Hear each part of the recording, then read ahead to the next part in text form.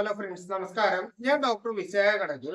സാധാരണ പലപ്പോഴും വീഡിയോകളിൽ നിങ്ങൾ ചോദിക്കുന്ന സംശയത്തിനുള്ള മറുപടി എന്നുള്ള നിലയിലായിരിക്കും ഞാൻ പലപ്പോഴും വീഡിയോ ചെയ്യുന്നത്. പക്ഷേ ഇന്ന് ഞാൻ എന്റെ OP ബേസിലെ ക്ലിനിക്കൽ എക്സ്പീരിയൻസ് വെച്ചിട്ട് ഞാൻ നിങ്ങളോട് ഒരു ചോദ്യം ചോദിക്കട്ടെ. അതായത് നമ്മുടെ കഴുത്തിൽ ഉണ്ടാകുന്ന വേദന, പലരും പറയാറുണ്ട് പെടലി കഴപ്പെന്നോ അല്ലെങ്കിൽ കഴുത്ത് കഴപ്പെന്നോ അല്ലെങ്കിൽ നമുക്ക് തേയ്മാനം എന്നോ അല്ലെങ്കിൽ മസിൽ പിടുത്തോ എന്നൊക്കെ പറഞ്ഞ് നമ്മൾ പല നേരത്തെ കോച്ചി പിടുത്തോ എന്നൊക്കെ പറഞ്ഞ് പല രീതിയിലാണ് നമ്മൾ കഴുത്ത് വേദനയെ പറയുന്നത്. പക്ഷേ നമ്മൾ പലപ്പോഴും പലരും പറഞ്ഞു കേട്ടിട്ടുണ്ട് സെർവിക്കൽ സ്പോണ്ടിലോസിസ് എന്ന് പറയുന്ന രോഗത്തെ പറ്റിയിട്ട്. അപ്പോൾ ഈ വേദനകൾ സെർവിക്കൽ സ്പോണ്ടിലോസിസ് ആണോ അതോ നമുക്ക് മറ്റെന്തെങ്കിലും, അതായത് ഈ പറഞ്ഞ രീതിയിലുള്ള ചെറിയ എന്തെങ്കിലും പ്രശ്നങ്ങളാണോ, ഇനി ഇവ തമ്മിൽ എങ്ങനെ നമുക്ക് ഡിഫറൻഷിയേറ്റ് ചെയ്യാം എന്നുള്ള കാര്യം ചോദിച്ചു കഴിഞ്ഞാൽ നമ്മുടെ നാട്ടില് പലർക്കും അറിയത്തില്ല. നിങ്ങളിൽ എത്ര പേർക്ക് ഇത് അറിയാം?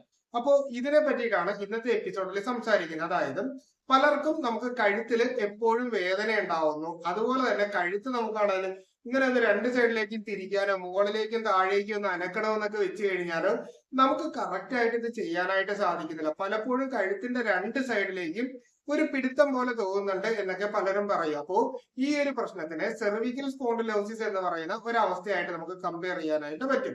അപ്പോൾ സെർവിക്കൽ സ്പോണ്ടിലോസിസിനെ നമ്മൾ ആർത്രൈറ്റിസ് ഓഫ് നെക്ക് എന്ന് പറയുന്ന മറ്റൊരു പേരിലും അറിയപ്പെടുന്നുണ്ട്. അതായത് നമ്മുടെ കഴുത്തിൽ ഉണ്ടാവുന്ന കശേരുക്കൾ, അതായത് കശേരുക്കൾ എന്ന് പറഞ്ഞാൽ നമ്മുടെ നട്ടലിന് നമ്മൾ കണ്ടിട്ടില്ല, ഒരു ചെറിയ ചെറിയ ബോണുകൾ വെച്ചിട്ടാണ് ഉണ്ടാക്കിയിരിക്കുന്നത്.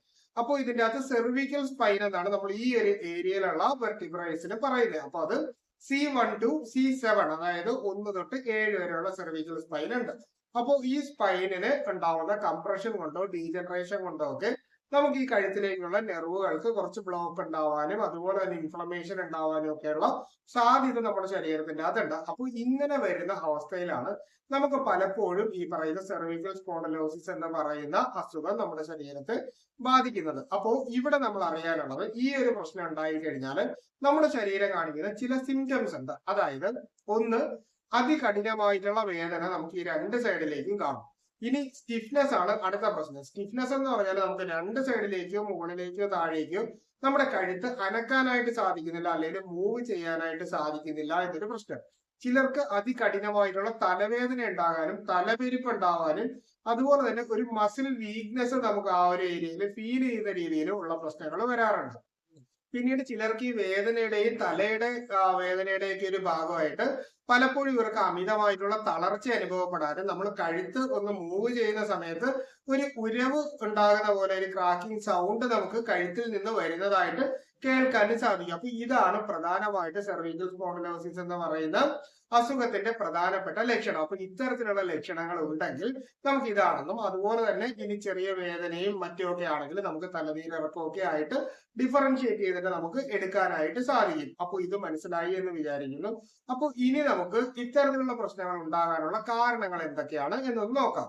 അതിൽ പ്രധാനമായിട്ട് വരുന്ന ഒന്ന് ഡീജനറേഷൻ, അതായത് നമ്മുടെ ശരീരത്തിൽ ഉണ്ടാവുന്ന ഒരു ഏജിങ് പ്രോസസ്സിന്റെ ഭാഗമായിട്ട് നമ്മുടെ ഈ പറയുന്ന കശേരുക്കൾക്ക് ഉണ്ടാകുന്ന ചെറിയ ചെറിയ തേയ്മാനം പോലുള്ള പ്രശ്നങ്ങളും ഇനി ഡിസ്കിന് ഉണ്ടാവുന്ന ഹെർണിയേഷൻ എന്ന് പറയും. അതായത് ഡിസ്ക് കുറച്ചുകൂടി തള്ളി പുറത്തേക്ക് വന്നിട്ട് നമ്മുടെ സെർവിക്കൽ സ്പൈൻ്റെ ആ ഭാഗത്തുള്ള നെർവുകളെ കുറച്ചുകൂടി ഇറുക്കും. അപ്പോൾ നമുക്ക് ഇമ്പൾസ് പ്രോപ്പറായിട്ട് ട്രാൻസ്മിറ്റ് ചെയ്യാതെ വരികയും അവിടെ ഒരു ഇൻഫ്ലമേഷൻ ക്രിയേറ്റ് ചെയ്യുകയും ചെയ്യുമ്പോൾ നമുക്ക് വേദന വരും. അപ്പോൾ ഡിസ്കിന് ഉണ്ടാവുന്ന പ്രൊലാപ്സ് അല്ലെങ്കിൽ ഹെർണിയേഷൻ കൊണ്ട് നമുക്ക് ഇത്തരത്തിലുള്ള പ്രശ്നങ്ങൾ ഉണ്ടാവാം. ഇനി അടുത്തതായിട്ട് ഓസ്റ്റിയോഫൈറ്റ് ഡെപ്പോസിഷൻ എന്ന് പറയാം. അതായത് കാൽസ്യം കൂടുതലായിട്ട് നമ്മുടെ ശരീരത്തിൽ വന്നിട്ട് സെർവിക്കൽ സ്പൈൻ്റെ ഭാഗങ്ങളിലായിട്ട് നമുക്ക് അടിഞ്ഞുകൂടുകയും, അതായത് ഇതിനെ ഓസ്റ്റിയോഫൈറ്റ് ഡെപ്പോസിഷൻ എന്നാണ് നമ്മൾ പറയുന്നത്. അപ്പോൾ ഈ ഓസ്റ്റിയോഫൈറ്റുകൾ കൂടുതലായിട്ട് ഡെപ്പോസിറ്റ് ചെയ്യുന്നതിന്റെ ഭാഗമായിട്ട് നമുക്ക് തേയ്മാനത്തിന്റെ ഭാഗമായിട്ടാണ് ഇത് വരുന്നത്. അപ്പൊ ആ ഒരു രീതിയിൽ വരുമ്പോൾ നമുക്ക് ഇവിടെ ഇത്തരത്തിലുള്ള വേദനയും കഴപ്പും പ്രശ്നങ്ങളൊക്കെ നമുക്ക് ഉണ്ടാകാനുള്ള സാധ്യതയുണ്ട്.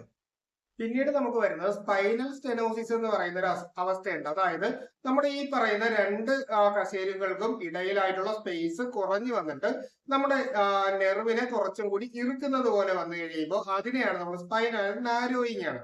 അപ്പോൾ ആ ഒരു സ്പേസ് കുറഞ്ഞു വരുന്നതിനെയാണ് നമ്മൾ സ്പൈനൽ സ്റ്റെനോസിസ് എന്ന് പറയുന്നത്. അപ്പോൾ ഈ ഒരു കാരണം കൊണ്ട് നമുക്ക് വരും. പിന്നീട് ചിലരെ സംബന്ധിച്ചെന്ന് പറഞ്ഞാൽ എപ്പോഴും നമ്മളൊരു കമ്പ്യൂട്ടറിലേക്കോ ദൂരെയുള്ള എന്തെങ്കിലും വസ്തുവിലേക്കോ നമ്മളിങ്ങനെ മുകളിലേക്കോ താഴേക്കോ അല്ലെങ്കിൽ ഇങ്ങനെ കുനിഞ്ഞോ എപ്പോഴും നോക്കിയിരിക്കുന്ന രീതിയിലുള്ള ഒരു വർക്കാണ് നമുക്കുള്ളത്. ഒരുപാട് ദൂരം നമ്മൾ ഡ്രൈവ് ചെയ്യുന്ന ഒരു രീതിയുണ്ട്. അതുപോലെ തന്നെ റോഡിൽ നമ്മൾ ഇങ്ങനെ ശ്രദ്ധിച്ച് ആ ഒരു വാഹനത്തിലേക്ക് നോക്കി ഇങ്ങനെ ഇരിക്കുന്ന രീതിയിൽ വരുമ്പോഴും നമുക്ക് കഴുത്തിന് ഇത്തരത്തിലുള്ള പ്രശ്നം ഉണ്ടാവാം. കമ്പ്യൂട്ടറൊക്കെ അമിതമായ ഭാഗമായിട്ട് അല്ലെങ്കിൽ വർക്കിന്റെ ഭാഗമായിട്ട് ഒരുപാട് സമയം നമ്മൾ കഴുത്ത് മൂവ് ചെയ്യാതെ തന്നെ നോക്കിയിരിക്കുന്ന ആളുകൾക്ക് ഇത്തരത്തിലുള്ള പ്രശ്നങ്ങൾ വരാനുള്ള സാധ്യതയുണ്ട്. ഇനി അമിതമായിട്ട് ഭാരം തൂക്കിയെടുക്കുന്നവർക്കും അതുപോലെ തന്നെ കഴുത്തിൽ ഭാരം ചുമക്കുന്നവർക്കും തലയിൽ ഭാരം ചുമക്കുന്നവർക്കും ഇത്തരത്തിലുള്ള പ്രശ്നങ്ങൾ ഉണ്ടാകാനുള്ള ഒരു സാധ്യത നമ്മുടെ ശരീരത്തിന്റെ അകത്തുണ്ട്.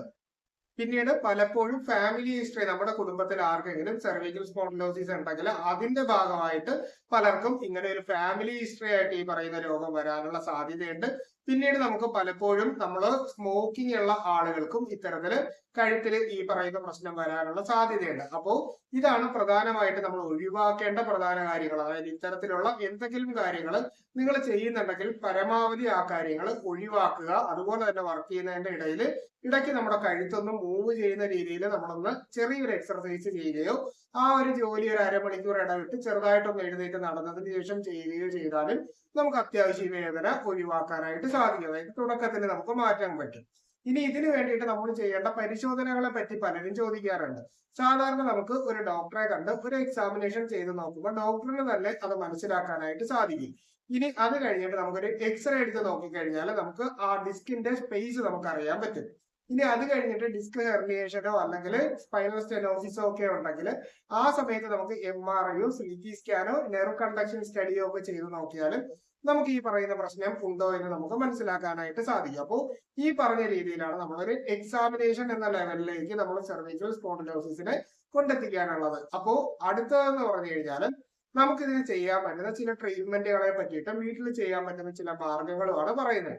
അതിൽ ഏറ്റവും പ്രധാനപ്പെട്ടത് പ്രസാരണ്യാദി തൈലം എന്ന് പറഞ്ഞിട്ട് ഒരു ഓയില് നമുക്ക് പുറമെ എല്ലാവിധ ആയുർവേദ ഫാർമസികളിലും ഇപ്പോൾ നാഗാർജുന, വൈദ്യരത്നം, കോട്ടച്ചില്, സീതാറാം എല്ലാ ആയുർവേദ ഫാർമസികൾക്കും പ്രസാരണ്യാദി തൈലം എന്ന് പറഞ്ഞിട്ട് ഒരു എണ്ണ വാങ്ങാനായിട്ട് കിട്ടും. അപ്പോൾ ഈ എണ്ണ വാങ്ങി നന്നായിട്ടൊന്ന് ചൂടാക്കിയിട്ട് നമ്മുടെ കഴുത്തിന്റെ രണ്ട് ഭാഗത്തേക്ക്, അതായത് കൈയുടെ ഏകദേശം ഒരു പകുതി വരെ നമ്മൾ അത്യാവശ്യം ഒന്ന് നല്ല രീതിയിൽ ഓയിലിട്ട് ഒന്ന് മസാജ് ചെയ്ത് കൊടുക്കുന്നത് നമുക്ക് പലപ്പോഴും ഇത്തരത്തിലുള്ള വേദനകൾ കുറയാനായിട്ട് സാധിക്കും. ഈ എണ്ണ ഇട്ടതിന് ശേഷം തന്നെ നമുക്ക് ഇങ്ങനെ കഴുത്ത് രണ്ട് സൈഡിലേക്കും മുകളിലേക്കും താഴേക്കും മൂവ് ചെയ്യുന്നത് പോലെ ചെയ്യാം. ഇനി ഒരു തോർത്ത് നമ്മൾ എടുത്ത് നമ്മുടെ കഴുത്തിലേക്ക് ഇട്ട് ചെറുതായിട്ടൊന്ന് ഈ തോർത്തിനെ ഫ്രണ്ടിലേക്ക് പുൾ ചെയ്തുകൊണ്ട് നമുക്കൊരു എക്സർസൈസ് ചെയ്യാം. നേരത്തെ ഞാൻ അതിനെ പറ്റിയിട്ട് ഒരു വീഡിയോ ചെയ്തിട്ടുള്ളത് കൊണ്ട് യൂട്യൂബിൽ അത് അവൈലബിൾ ആണ്, നിങ്ങൾക്ക് അത് കാണാനായിട്ട് പറ്റും. അപ്പൊ അതിനെപ്പറ്റി കൂടുതലായിട്ട് പറയുന്നില്ല. അപ്പൊ അങ്ങനെ ഒരു എക്സർസൈസ് ഉണ്ട്, യൂട്യൂബിൽ വീഡിയോ ഉണ്ട്.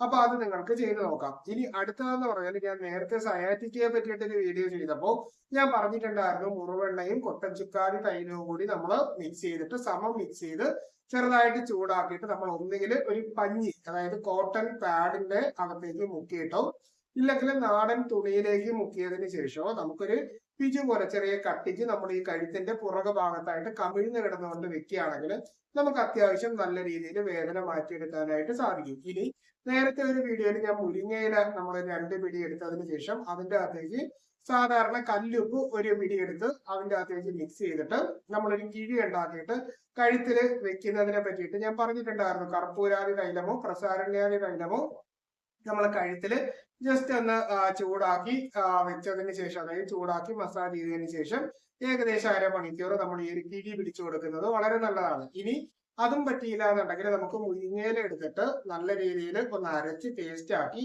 ഒരു പിടി ഇന്ദുപ്പും കൂടി ഇട്ട് ഇത് നന്നായിട്ട് ഒരു കുറച്ച് വെള്ളം പ്രിപ്പയർ ചെയ്യുക, അതായത് ചൂടാക്കി വെള്ളം എടുത്തതിന് ശേഷം അതിലേക്ക് ഒരു തോർത്ത് മുക്കിയതിന് ശേഷം നമുക്ക് കഴുത്തിൽ ആവി പിടിച്ചു കൊടുക്കുന്നതും ഈ സമയത്ത് നല്ല വ്യത്യാസം ഉണ്ടാക്കാനായിട്ട് സാധിക്കും. ഇനി നമ്മൾ നോർമൽ ട്രീറ്റ്മെന്റുകളിലേക്ക് വന്നു കഴിഞ്ഞാൽ നമുക്ക് ആയുർവേദ കിഴി പോലുള്ള ട്രീറ്റ്മെന്റുകൾ നമ്മൾ ഈ സമയത്ത് ചെയ്യുന്നത് എപ്പോഴും നമ്മുടെ ശരീരത്തിന് വളരെ നല്ലതാണ്. അതുപോലെ തന്നെ നമുക്ക് ഗ്രീവാവസ്ഥ എന്ന് പറഞ്ഞ് നമ്മുടെ കഴുത്തിന്റെ ഭാഗത്ത് നമുക്കൊരു ഉഴുന്നമാവ് വെച്ച് ഒരു വട്ടം പോലെ കെട്ടി നിർത്തിയിട്ട് അതിൻ്റെ അകത്തേക്ക് ഓയിൽ ഫില്ല് ചെയ്യുന്ന രീതിയിലുള്ള ഗ്രീവാവസ്ഥ പോലുള്ള ട്രീറ്റ്മെന്റ്. അപ്പൊ ഈ പറഞ്ഞ ട്രീറ്റ്മെന്റ് ഒക്കെ ആണെങ്കിൽ നമ്മൾ വീട്ടിലല്ല ഒരു ട്രെയിൻഡ് ആയിട്ടുള്ള ഒരു നല്ല ഡോക്ടറെ കണ്ട് അദ്ദേഹത്തിന്റെ മേൽനോട്ടത്തിലായിരിക്കണം നമ്മൾ അത്തരത്തിലുള്ള ട്രീറ്റ്മെന്റുകൾ ചെയ്യാനുള്ളത്. ഒപ്പം തന്നെ നമുക്ക് ഇതിന് വേണ്ടിയിട്ടുള്ള മെഡിസിൻസ് അവൈലബിൾ ആണ്. അപ്പൊ ആ ഒരു രീതിയിലുള്ള മെഡിസിൻസ് ഉപയോഗിക്കുകയാണെങ്കിൽ നമുക്ക് അത്യാവശ്യം നല്ല രീതിയിൽ ഈ വേദനയൊക്കെ ഒഴിവാക്കാനായിട്ട് സാധിക്കും. ഒരുപാട് പേർക്കും ഈ ഒരു വിഷയത്തെ പറ്റിയിട്ട് സംശയം ഉള്ളത് കൊണ്ടാണ് ഞാൻ ഈ ഒരു വിഷയം തന്നെ തിരഞ്ഞെടുത്ത് ഇന്ന് നിങ്ങളുമായിട്ട് സംസാരിച്ചത്. അപ്പോൾ എന്തായാലും ഈ വിഷയവുമായിട്ട് ബന്ധപ്പെട്ട് നിങ്ങൾക്ക് എന്തെങ്കിലും അഡീഷണൽ സംശയങ്ങൾ ഉണ്ടെങ്കിൽ അത് കമന്റ് ആയിട്ടോ മുകളിൽ കാണുന്ന വാട്സാപ്പിന്റെ നമ്പറിലോ ചോദിക്കുക. കൃത്യമായിട്ടുള്ള റിപ്ലൈ നിങ്ങൾക്ക് കിട്ടുന്നതായിരിക്കും. അപ്പോൾ ഇത്തരത്തിലുള്ള പുതിയ പുതിയ അറിവുകളായിട്ട് നമുക്ക് വീണ്ടും മറ്റൊരു അവസരത്തിൽ കണ്ടുമുട്ടാം. അതുവരെ എല്ലാവർക്കും ഗുഡ് ബൈ.